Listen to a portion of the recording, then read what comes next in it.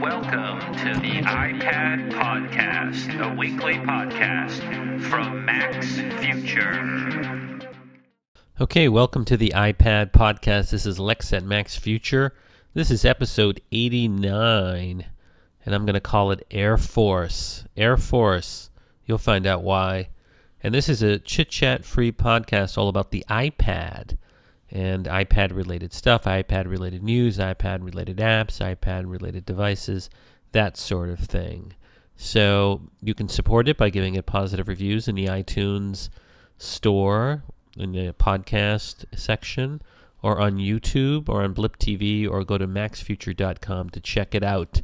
So thanks for listening, and let's hear some stuff. Okay, so one of the big pieces of news that came out this past week is a lot of people who are generally in the know believe that Apple will announce the iPad 3 in the first week of March, which is, it's only a couple of weeks away,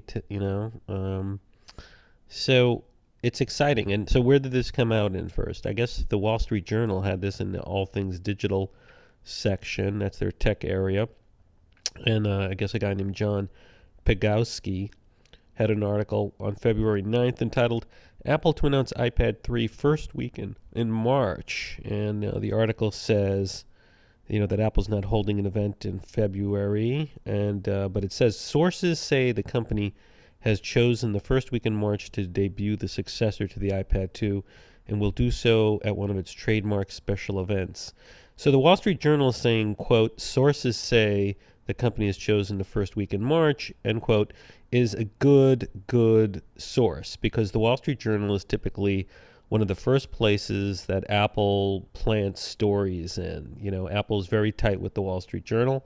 So for the Wall Street Journal saying it, that's probably going to happen. So sources say that the company, that's probably straight from the Apple's PR department. They probably just call up the Wall Street Journal and say, we're going to give you a little exclusive and say, get everyone pumped up for the first week of March. So that's that's definitely a good sign. And let's see, did other sources say the same thing?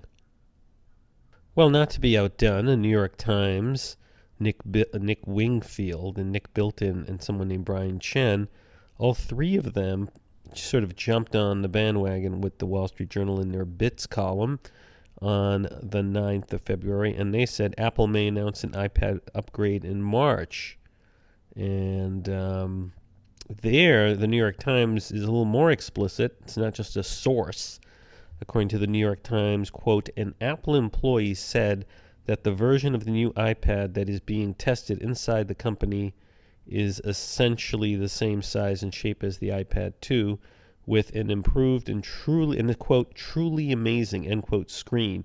The tablet will include faster processors, said the employee, who did not want to be identified because Apple is not fond of leaks. So the article starts off by saying Apple is planning to introduce an upgraded version of its iPad tablet at a press event early next month, according to people briefed on the company's plans. I like how they use terms like that, according to people briefed on the company's plans. Well, who's briefed on the company's plans? People in the company? People outside the company? I don't know. I just find the press to be a little funny the way they write these things. They acknowledge that All Things D also had that story. So it looks. Clearly a Retina display is going to come out because all the leaks and all the information says that we're going to have a Retina display. So the whole thing is that there's going to be a much higher resolution of the display, and that's exciting. I think the iPad currently has a great screen. A little more detail would just make it more striking. So we'll have to see. We'll have to see what else is going to be included in the next iPad 3. One sign that the iPad 3 is close is there are already now stories, one dated February 11th and 9 to 5 Mac, indicating that the channel of distribution for the current iPad 2 is drying up. Now, I checked Apple's website, and if you go to the Apple Store online, there's no delay in getting an iPad 2, but according to this article on February 11th in 9 to 5 Mac, it's indicating that some distributors are short of supplies. And it says here, according to a source familiar with Apple's product distribution channels, the iPad 2 Wi-Fi plus 3G model is constrained. Supply shortages span beyond Apple's own distribution channels, though, as major retailers are reporting, quote, out of stock, end quote, status for the 3G iPad 2. This includes, but is not likely limited to, Carphone Warehouse and Orange in the United Kingdom. So, I'm not sure how dried up it is in the United States, but it looks like at least some places it's drying up, and that's a sign that, Apple's gearing up for the iPad 3 to be the big product that it pushes and not the iPad 2. So, that's another good sign that it's going to be close. Now, remember, the iPad 2 came out, I believe it was March 11th, 2011, that it actually went on sale. I remember standing in line, and I got 2 of them. And I wonder how they're going to do it this year. Now, last year, you could order it the same day it went on sale, I think starting in the morning. But if you wanted it that day, you had to go stand in line. So I'm not sure what I'm going to do. I might do both. Now, another sign that the iPad 3's launch is imminent is that AT&T has launched and introduced a new micro SIM cell card. And micro SIM, is the smaller SIM that cell phone companies use. I think 1 or 2 generations ago, AT&T and Apple started using a smaller micro SIM. I think it was with the iPhone 4, and then also the iPhone 4S. And AT&T, according to Cult of Mac, according to an article on February 10th, has introduced an LTE micro SIM. And an LTE means that's the sort of next generation, 4th generation 4G cell phone data connection. So why would that have anything to do with the iPad 3? Well, a lot of people speculate that Apple will initially introduce 4G data service through the iPad 3 maybe, rather than an iPhone, because 4G cell phone data service takes up a lot of battery power. And right now, there are Android phones on AT&T and Verizon that are 4G, but they don't have really good battery life because the technology for 4G cell phone chips sucks battery. And, people don't want a phone that doesn't have a battery that lasts a decent time. But the iPad has a tremendous battery. The battery lasts like 11 hours, I think, on the iPad 2. And it could be that the iPad 3, because it has such a massive battery, it's a better place to sort of test out whether, 4G service is ready for prime time for Apple. So these SIM cards, I guess, are for maybe the iPad that AT&T is coming out with. And on the iPad, the 3G version, at least the one, not the Verizon one, but the one on AT&T, does have an area on the side. If you look closely, it's the side where the hinges are. If you have the smart cover, if you take the smart cover off, you can see, where is it? Yeah, there's a little pop-up place. It's the same side of the portrait mode of the iPad where the little camera is, and it's on the left. So if you've got if you're holding the iPad with the base station button on the bottom, and you're holding it vertically in portrait mode, if you look on the left side of the top, there's a little area for the SIM card, and you can press a little pin into the hole and pop up the SIM card. So maybe that's what's going on, is that AT&T is ready to have a whole bunch of these little LTE SIM cards for the iPad. Now, personally, I'm thrilled. I would be thrilled if the iPad had high-speed data service. One of the things that I think is really crazy is that we're paying so much for data through the iPhone and data through the iPad. And on the iPhone in particular, I never use the phone part of it, to make calls, not that often. And I'm paying for that as well as data. And the iPad data plan is a much better deal. I think they've hiked it, but For a long time, you could just pay as you go for $25 a month. I think you get 2 gigabytes or so. And now I think it's AT&T raised it to 3 gigabytes. We'll talk about that. But it's a much better deal because you can make voice over IP phone calls over cell phone data. I've been, this is a pet peeve of mine. Why are we paying $70 a month when we could just pay for cell phone data and make phone calls? You could use Google Voice, or there's like this app called Call2, or you could use Vonage app, and also you can use FaceTime. Apple hasn't made FaceTime to work over 3G, but frankly, if you jailbreak your iPad, there's all sorts of wild things that you can do that liberate the data on your iPad. For example, you can even turn your iPad into a Wi-Fi hotspot. AT&T doesn't like that, but there are different apps that turn it into a Wi-Fi hotspot. So theoretically, you could just have LTE high-speed 4G data on your iPad and turn it into a Wi-Fi hotspot and share your iPhone with it.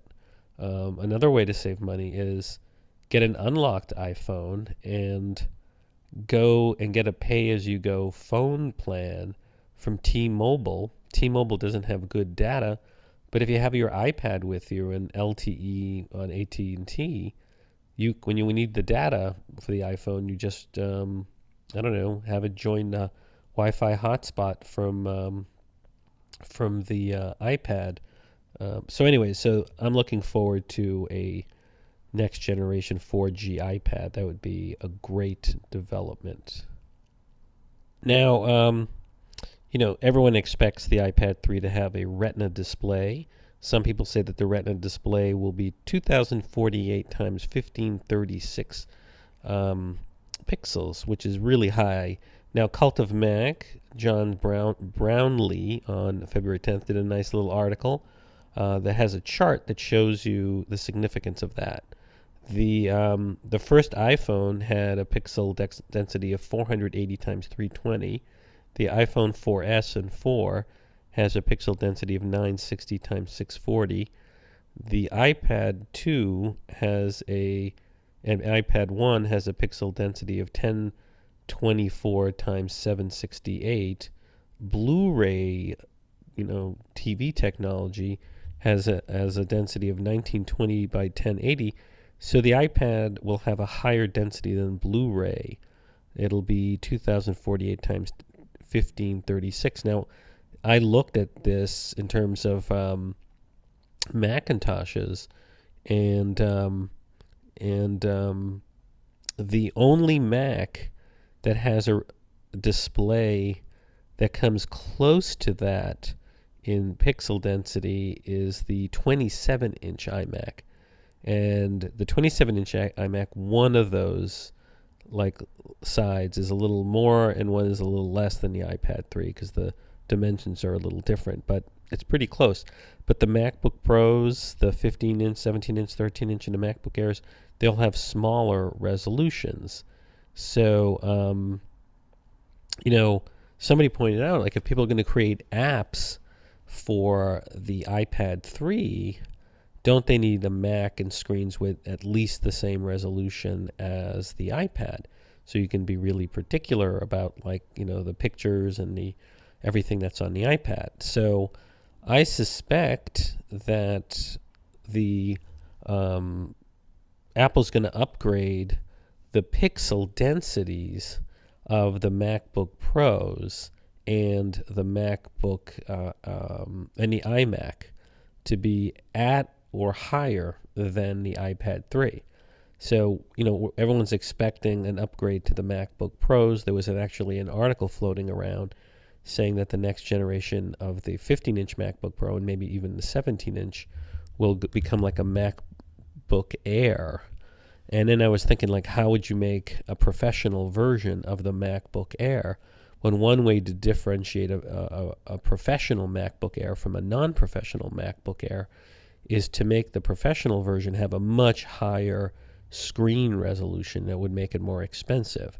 So I wouldn't be too surprised if Apple releases MacBook Airs and 15-inch and then 17-inch models, as well as 13-inch and 11, that have a professional option where you have a higher pixel density. You could also throw in on the MacBook Pro's version other things like maybe have a second Thunderbolt port, or like have an Ethernet port in the MacBook 15-inch MacBook Pro. Right now on the MacBook Airs for the 11-inch and the 13-inch, all you have is a couple of USB ports and a Thunderbolt port.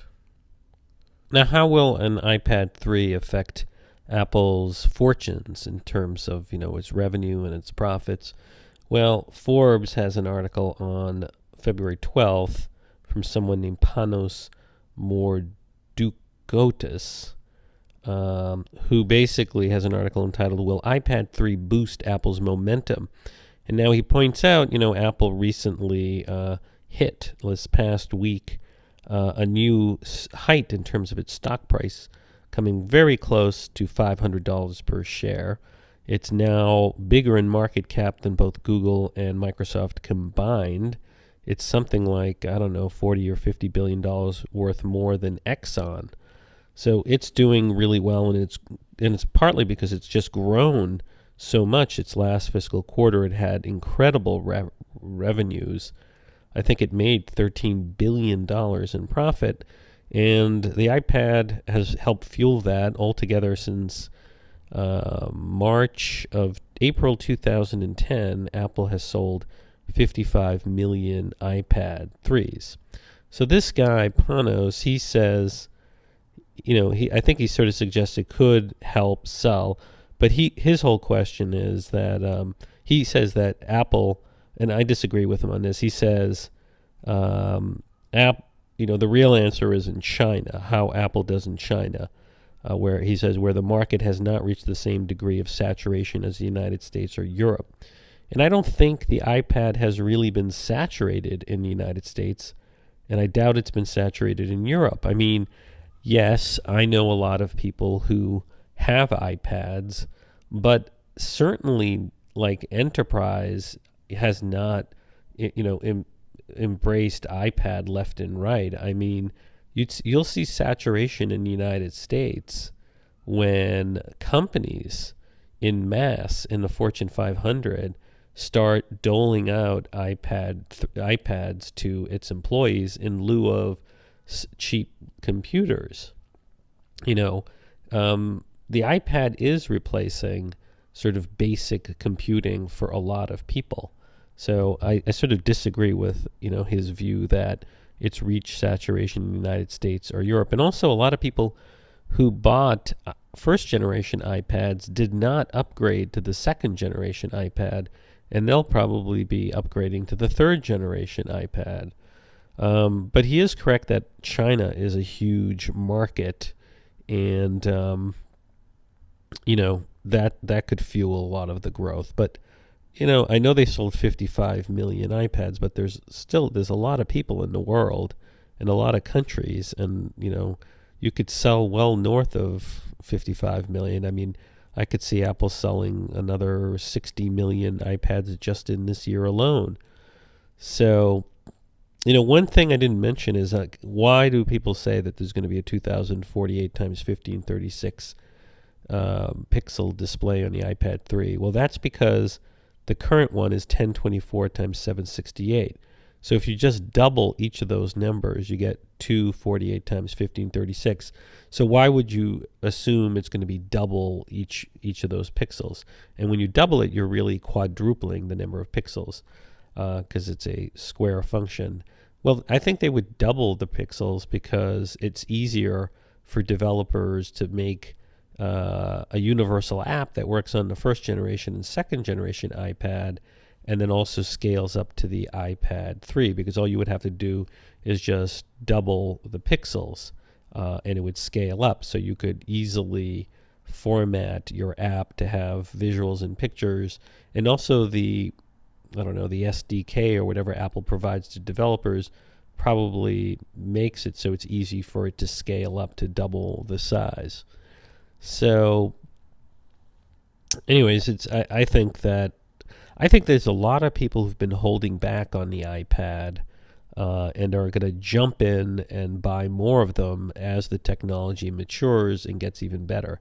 So people, if this display, if this Retina display is truly stunning, and it sounds like it's going to be, because imagine I'm looking at my iPad now and it looks great, and imagine if I had 4 times as many pixels in the same area.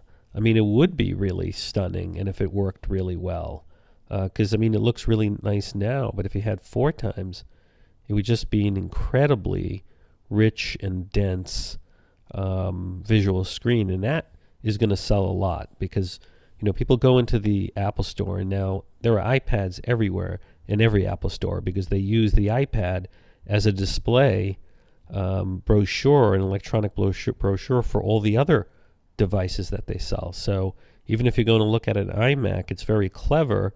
There's an iPad right there, and so you might be thinking, I'm going to get an iMac and maybe walk out with an iPad instead.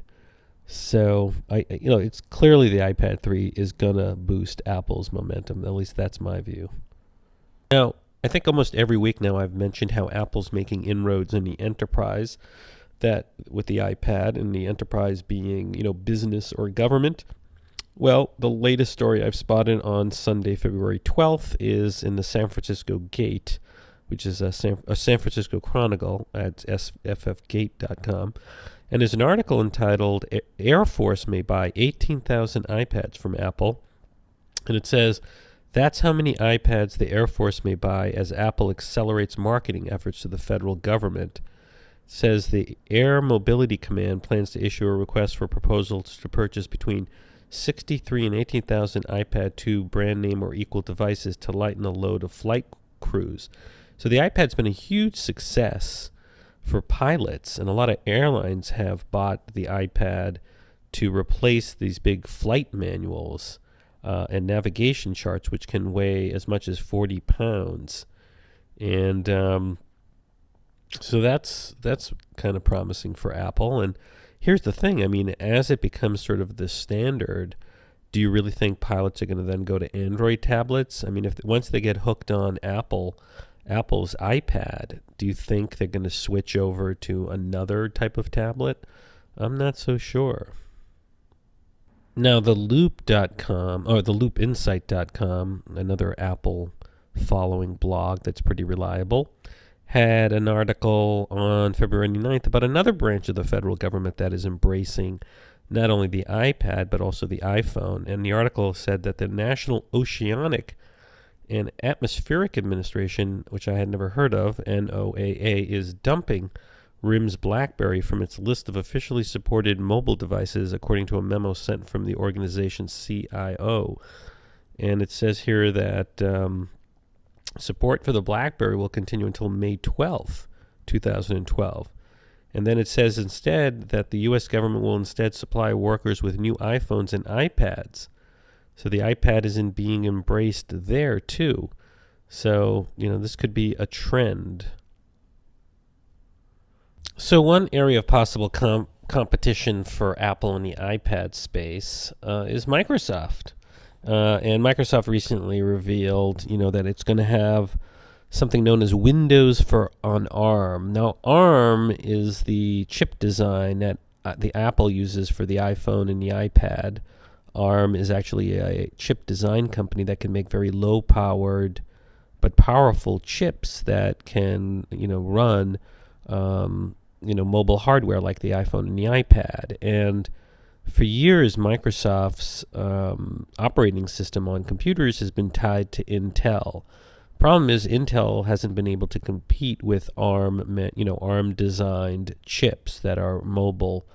And Intel has really been lagging in the mobile market space because their chips aren't either they're not powerful enough, or they're too expensive, or they don't help the battery, and they haven't been good. So what, according to PC Magazine and what Microsoft announced, and I'm looking at an article entitled "Windows on ARM versus iPad: The New Mac PC War."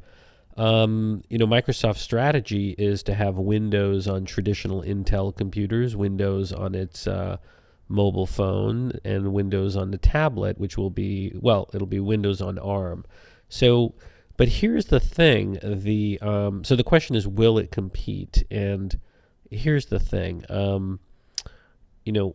they're not going to be able to just automatically port all the applications that run on Windows right now for computers to the ARM chip. In fact, the programs have to all be rewritten and redesigned to work on the ARM chip.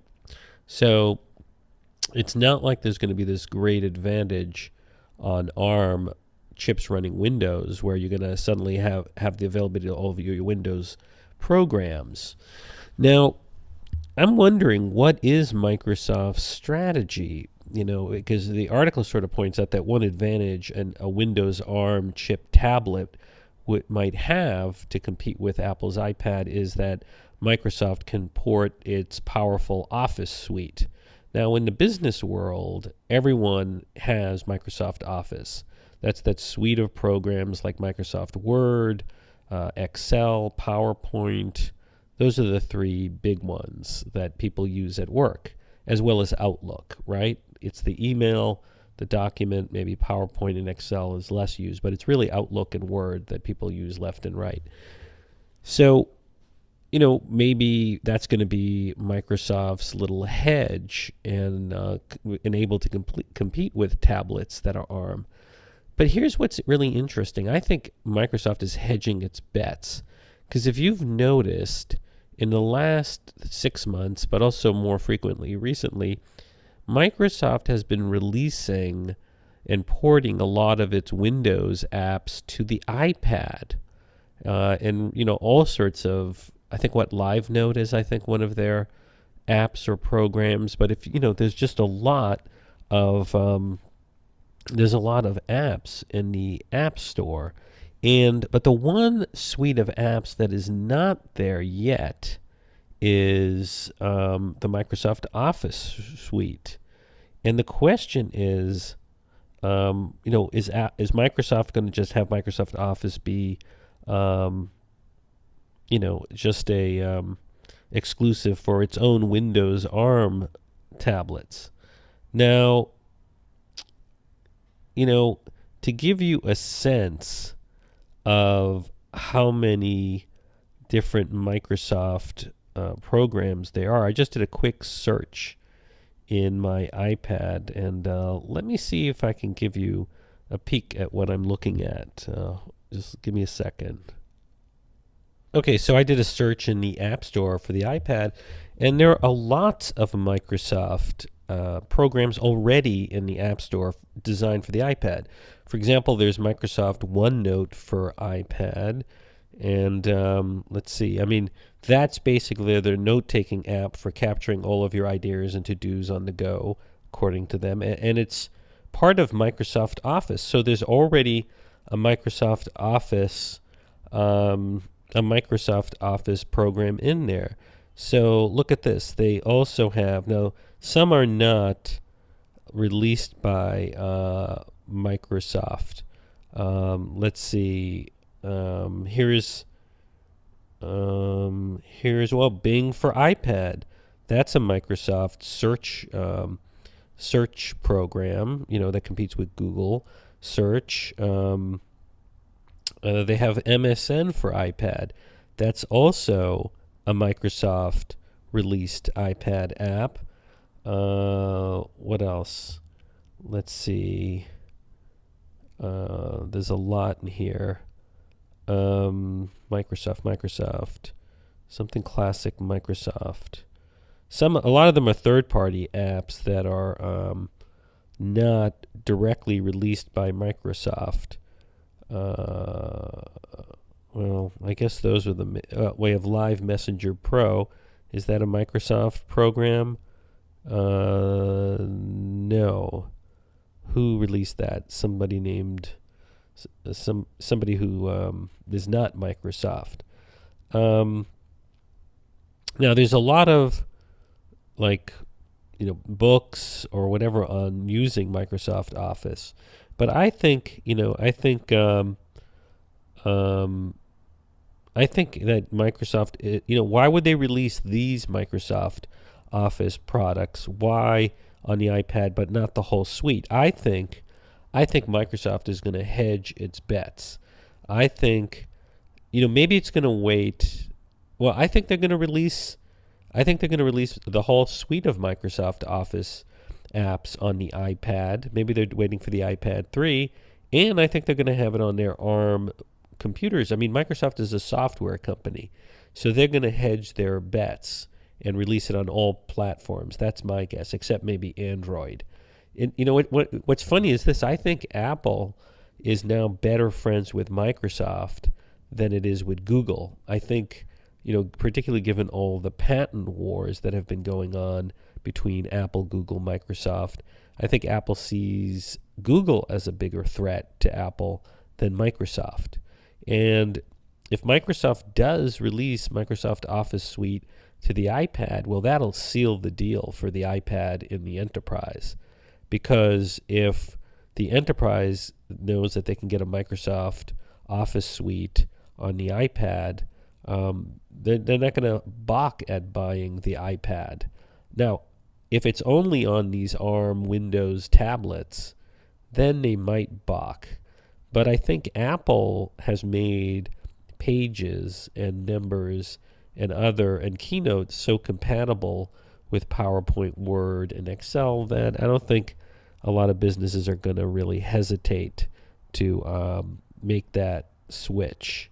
So it's going to be a very interesting time, I think, in the coming months to see, or this coming year to see what Microsoft does in terms of Microsoft Office and the iPad. So we'll have to check it out when it happens. Okay, so Apple is apparently doing well, at least in selling ads compared to a competitor, and that competitor is the Kindle, Amazon's Kindle, and there's an article in Business Insider that says how the iPad kicks Kindle's butt when it comes to ad traffic. And the article says, look, Amazon just kicked off a new TV campaign for the Kindle Fire, which, takes pot shots at the iPad. But the article says data from a company called Rim Kaufman Group show that the iPad maintains its total dominance of the tablet market when it comes to ad traffic. The Kindle is slowly making progress, but it only has 3.48% of the market to iPad's 88.1%. And it said that iPad had a 93.44% share. Well, we'll have to see. I mean, when they say the Kindle, are they talking about the Kindle Fire or just the stripped-down Kindle? Because the stripped-down Kindle is not a really great platform for ads. Maybe the Kindle Fire, which is more like a computer, has more interesting ads. And also remember, Apple sold 55 million iPads. So there's a lot of iPads out there. So, but I do think there's some rumors and people saying that Apple should create a 7-inch iPad.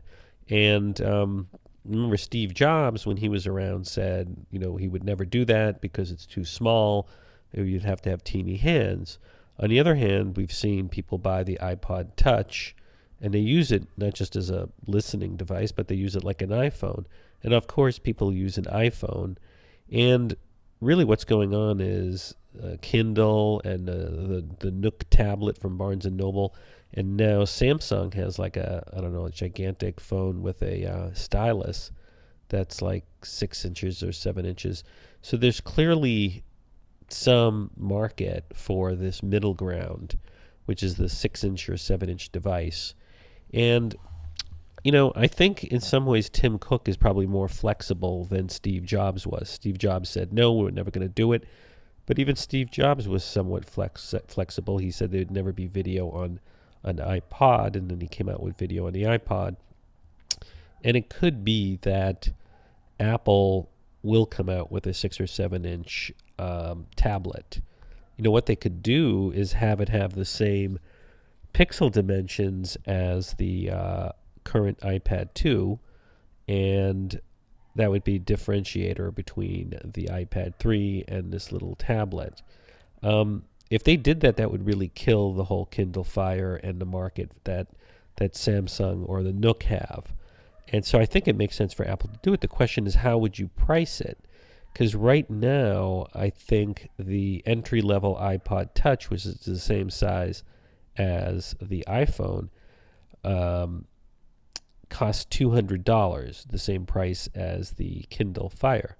So if you're going to continue selling the iPod Touch, what would you price the 6 or 7 inch iPad mini tablet at? That's a tough question because the entry-level 11-inch iPad is at $500. So I think Apple could price it at $300 or $320. And if they did that, I think that would really cut into sales of the Kindle Fire or of the Nook tablet or even of the Samsung mini tablet.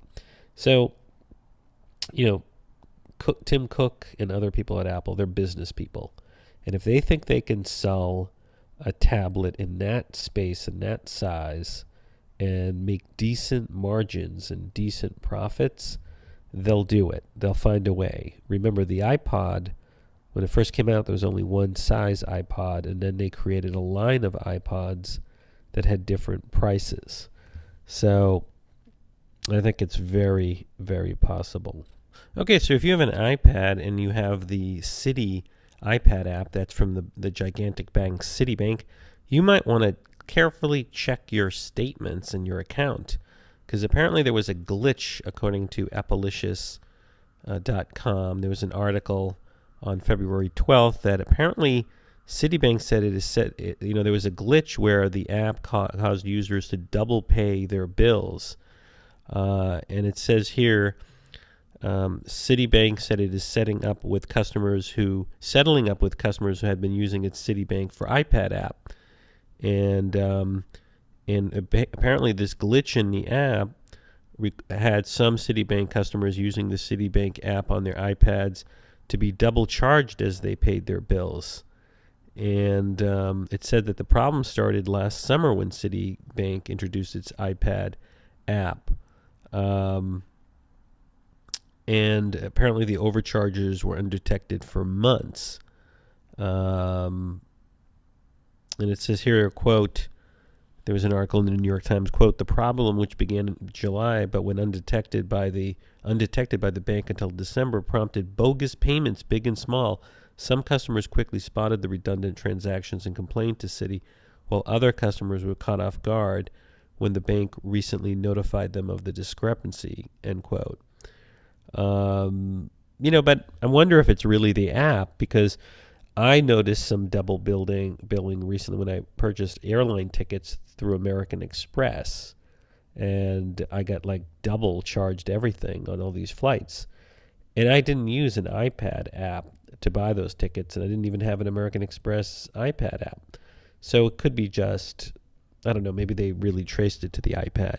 So anyways, if you have a Citigroup app on your iPad, you should definitely go back and look at your statements to see if you've been double billed on any of your charges.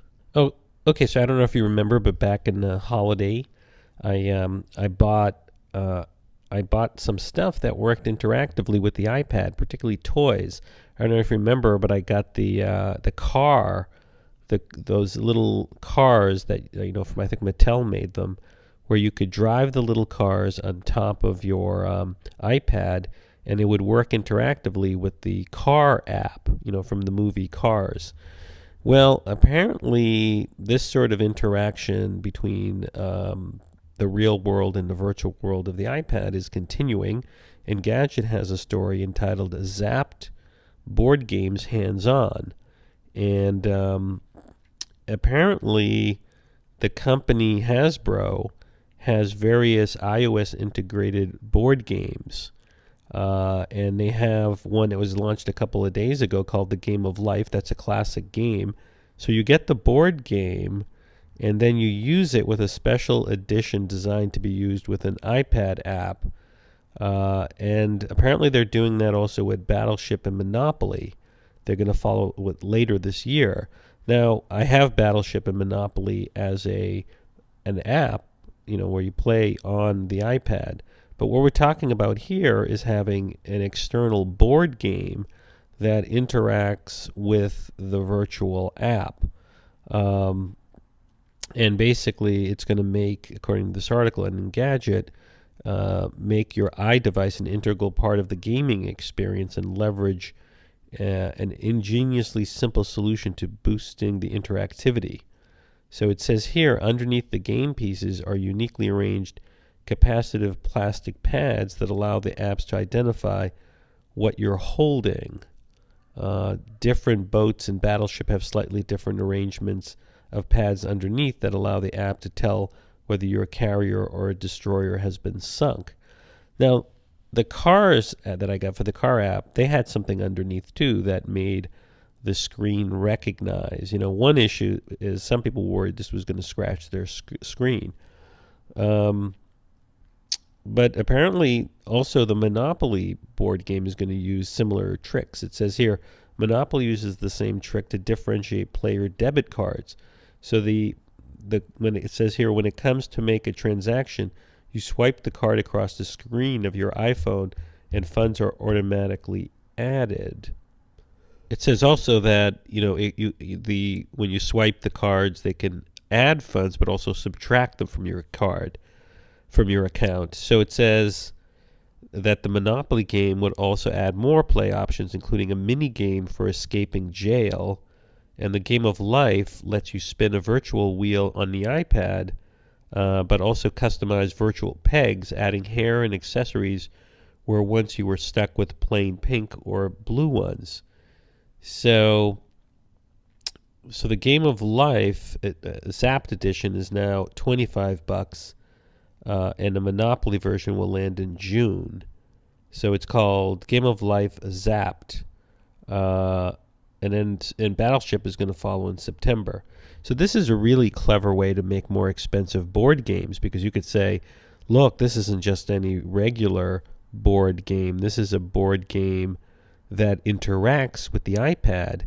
But I'm telling you, this is only going to make the iPad more entrenched, because, you know, if there's already this gigantic... Imagine, like, the iPad already has an advantage over all these other tablets because it's just such a huge software market in the App Store.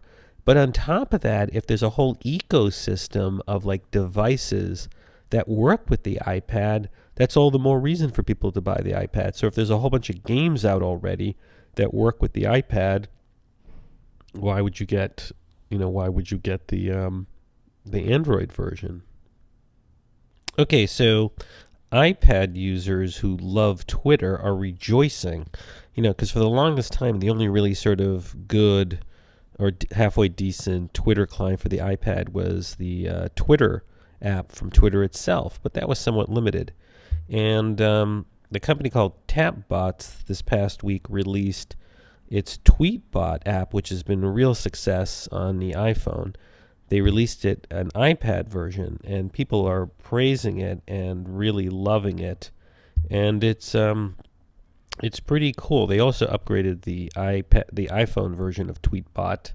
Now, Tweetbot for the iPad is $2.99, and I think it's a pretty good deal. So let me just, if you're looking at the screen version or the video version of this, let me take you through it a little bit. Okay, so here's Tweetbot. The icon sort of looks like what we're used to. So it launches. I've already logged in and associated with my Twitter account. And it's very elegant. It's very nice. You've got a timeline, and it streams. Let's see. You can, I guess if you double tap on the left where it says timeline under your account name, it just goes to the top. And you can search your timeline. Let's do a search for iPad. Let's see what I get. Looks really nice. And you get a whole bunch of tweets. So let's see. So what are some of the stuff that you have? When you want to write a tweet, there's like a nice little writing thing, and it pops out. You get the keyboard, and let's see, you got a little settings thing there. You can add location. There's a little person you can tap, and that gives you the @ sign if you want to send something to somebody. You can attach, you can take a photo or video, or you can choose from the library if you just press the camera icon. And then if you want the hash sign, there's like a little virtual tag. So it's very well designed. Let's see some of the other cool things. Okay, let's say, I'm going to get rid of my search in the timeline. I'm looking here at Sarah Lane's tweet. And if I click on it, you get these little buttons that pop up that are nice. Reply, retweet, favorite, actions, and details. So we know what reply does. We know what retweet does. We know what favorite does. Let's look at actions. So actions, you can copy link to tweet. You can copy tweet. You can email tweet. And you can translate. So it's pretty cool. And under details, when you click that, it slides over and you get like a big window, and you get the bigger buttons on the bottom for reply, retweet, favorite, and actions. And let's see. Let's look at a link now that has. Let's look at a tweet that has a link. Baratunde has a Foursquare link. Well, let's try something else. The Verge. Okay, so I click on The Verge, and if I click on the link, you get a really nice web window that pops up. It's a little slow. Here we go. And here's the article from The Verge, going to China. Look at anti-hacking precautions. So this is the browser within the app. There's like a little slide button here. When you click that, you get rid of, that's kind of nice. You get rid of, what do you get rid of? I guess you get rid of the stuff at the top of the web page. So it cuts out. Interesting. It's very nice. It gives you sort of the readability function, sort of like Instapaper. So it's sort of like Instapaper within the browser window. And I haven't seen this before in a browser in an app. So this is very clever. And I guess it stays if you just keep it. Now I pressed it a few more times, so it got a little whacked out. Let's take a look at that again. If you go to this Lifehacker tweet, I launch the browser and it stayed. Look at that. So you can have, instead of sending it to Instapaper, it works with readability. And so they must have done a deal with readability to have that function. Now you can also, let's launch it. You can also, if you want to send it to read later, and I think it works with Instapaper. You just have to set up under settings. Let's see, you could set it up, I think, with well, somewhere in here, hopefully, you can set it up with Instapaper. I'm not sure where that would be, but look, I think it's a very elegant design. It's a streaming timeline, so that it does move down, I think, without you having to do anything. Now on the left, you've got this window, and you've got a timeline. You've got your mentions, you've got your messages, you've got your favorites, you've got your search, and you've got your profile, and you've got your lists. I don't really have lists. You've got your retweet by others, which is a very helpful button. Let's see who's retweeted me. And then you've got your mute filters, and then you've got your settings. So, let's see, account settings. So you can go, I have two accounts here. So on account settings, let's see, read later, I have none. So the default is readability, but I could pick Instapaper, and this is good. It gives you a choice of none for read later, or Instapaper, or Pinboard, or readability, or read it later. So you have all these services. So that's pretty good. You can sync it with Tweet Marker.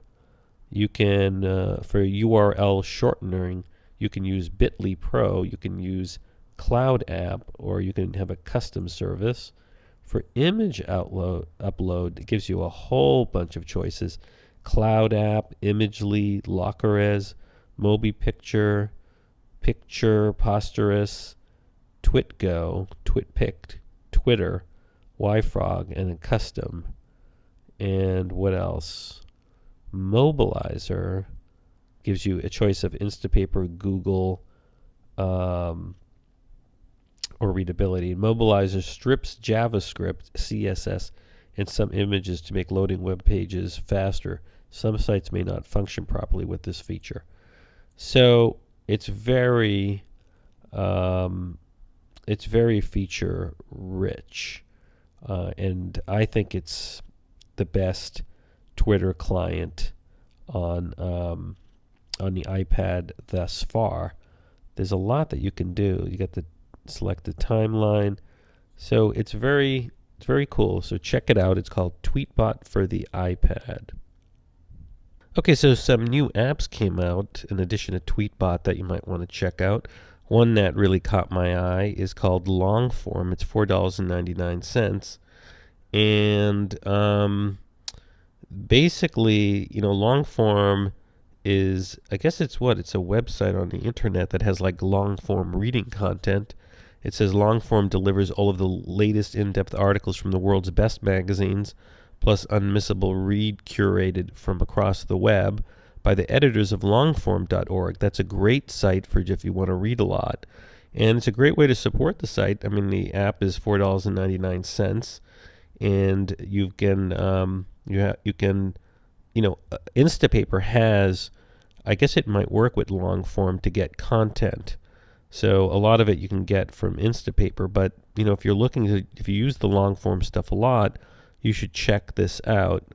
And it says that this is the first reader designed exclusively for long-form writing, elegant reader-friendly designs, all articles fully accessible offline, toggle between original web page and a reading-optimized view, and it comes with a readability reading list, and you can bookmark articles directly to later read in Instapaper and read it later. So it works with Instapaper.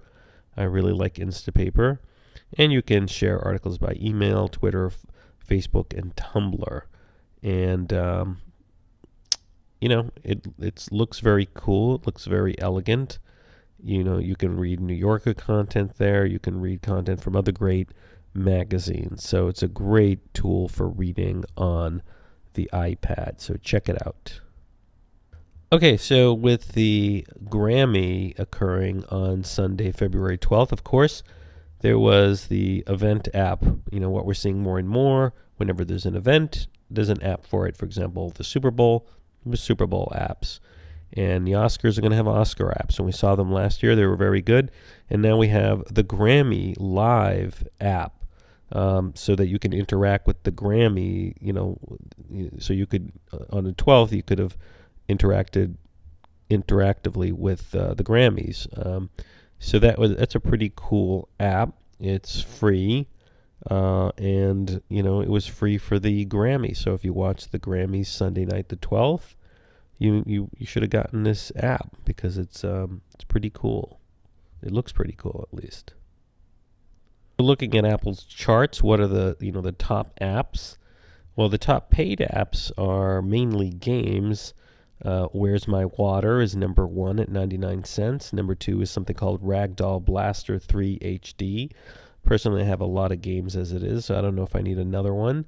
Angry Birds Seasons, there's different variations of Angry Birds, is number 3.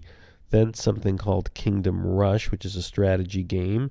And then we get into things that are not games, like Food Network in the Kitchen, $1.99 for a paid app. Pages, which is Apple's app. Fruit Ninja, I have Fruit Ninja, which is a great game. So the games tend to dominate the paid apps in terms of the top 10. Tweetbot, which I mentioned, made the top 10 as number 10. In terms of the free apps, again, games seem to dominate. We've got Temple Run, Sherlock Holmes at number 1 and 2. Then we've got Tom's Love Letters, which is, I guess, a cat that talks to you. And then we have more games, including Where's My Water, the free version, Battlefield 3 Aftershock, Skype for iPad. So that's the first non-game at number 6. And then you're back into entertainment with Disneyland Explorer and Pinball Arcade free version of Pinball. And then more games at Magic Puzzle and Farm Kill. So the games tend to dominate. In terms of top grossing iPad apps, TurboTax 2011, which I mentioned before, is number 1. But remember, that's an in-app purchase. And so I guess for grossing, Apple counts in-app purchases. So, the games seem to dominate, and then some utility apps come in after that. Another free app you might want to get is something I downloaded right before the Super Bowl. There's a great sports website called Bleacher Report, and really it's like a collection of blogs that cover all sorts of sports, including football. And they have a free app called BR Team, and I really liked it. Now, I'm a Patriots fan, so you can customize it to add your team, and it basically, interacts with the Bleacher website, the Bleacher Report website. So, like, if you want just, your team's content, you can add your team, and you can pick from, let's see, I got NFL, college football, Major League Baseball, NBA, NHL, college basketball, soccer, motorsports, tennis, golf, MMA, boxing, WWE, Swagger. It's a very no-nonsense, simple app, but very well designed, I think. It's free. So let's pick tennis. So I'll pick tennis as an additional team. It's checking for updates, and so I'm going to click tennis, and let's see what we get from the stream. That's and then it just has, in the middle, you've got this bar, and it's kind of simple. It gives you just sort of a stream of articles from the Bleacher Report, which is the main website. And so here's an article, 12 Bold French Open Predictions. So it's nice. It sort of slides over, and you got these tabs on the left, the home, the category tennis. And here's the article, French Open 2012, 12 predictions for the next Grand Slam. And, if you've ever been to the Bleacher Report, to get more hits, the website chops up the article into different pages. And so you still have those pages here, and you can, sort of go through it, So that's, if you're into the Bleacher Report, which if you're a sports fan, it's a good place to supplement, stuff you're looking at. And so in a way, this third pane is like a browser, because you have all the comments under the article. And if you want to go back to the category tennis, you just press the left tab, and then you've got more stories, and you can add more teams or different sports. Now look, I click Patriots, New England Patriots, and it gives me all these stories. The latest one is every team's ideal free agency pickup, and you click there, and then it slides over, and you get the browser page, about free agency and the NFL. So it's called BR Team. If you just do a search for that, or for Bleacher Report, you'll get it. I think it's a great free app, and I really like the Bleacher Report website. So check it out. Okay, thanks. Well, that's it for the podcast this week. This has been episode 89 of the iPad podcast. This is Lex at maxfuture.com. This is a chit-chat free podcast about the iPad and everything like that. You can, again, support it by giving it a positive review in iTunes, or go to YouTube and give it a positive review there, or in Blip TV, or check out maxfuture.com website. So thanks for listening, and see you next week.